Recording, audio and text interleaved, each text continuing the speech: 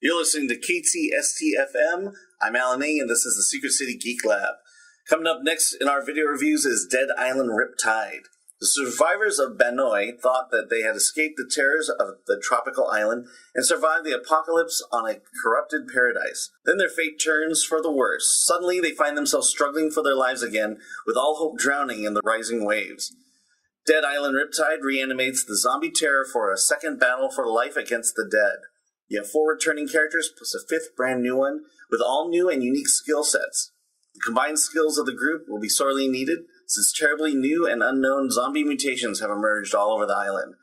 In new hub defensive missions, the co-op teamwork skills of the survivors will be tested to the limit. They need to strategically place traps, fences, and turrets to fend off the oncoming zombie onslaught and to protect the humans in their sanctuaries. New communication features in co-op mode allow players to enjoy even more intense and strategic team experience, and new vehicles give you the alternative means of dealing with the onslaught, while dynamic weather conditions will force the team members to adapt to changing visibility conditions. Will Acker has our review. All right, we're doing a video game review with Will Acker, and the name of the game is? Dead Island Riptide. All right, tell me, what is it about?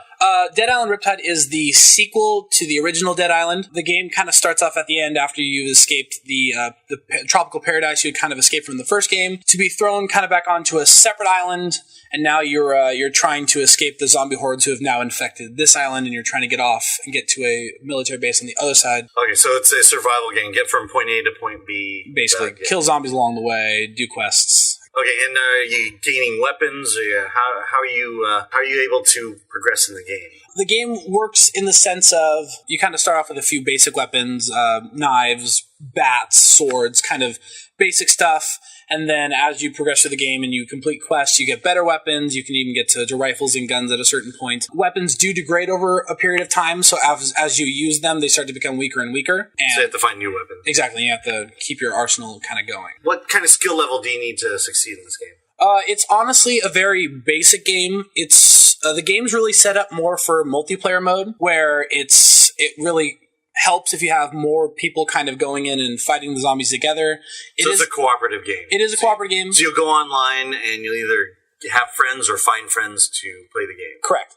There is a single-player mode, which is the same storyline, but it's a little bit more difficult to play by yourself. You don't really have anyone watching your back, and not really, you kind of have it's a little bit of a harder time kind of paying attention to all the zombies kind of coming at you. Okay, and the game is on for all the consoles? Yes, Xbox 360, PS3, and I believe it's on Steam as well. What did you play it on? I played it on an Xbox 360. And how is the gameplay with others, the online mode? I mean, it's great. I didn't really particularly have any friends who were playing it, so I had just a party matchup. A party matchup, yeah, nothing special. Okay, and then the networking, fine. Networking, fine. It's what Xbox Live does, and they're pretty good at it. So. Okay, what did you like about the game? I liked the idea that you're not the traditional zombie shooter, killer, kill zombies. You're not in a metropolis scene. You're not in like a hospital. You're on an island, so you have this very clash of this infected zombie horde coming at you behind this beautiful paradise of the Philippines, I believe it was. They didn't really specify where they were. Okay, so you're saying the graphics look great? Graphics are great. You're in the water a lot of the time because you're on an island, so the water's serene, and then like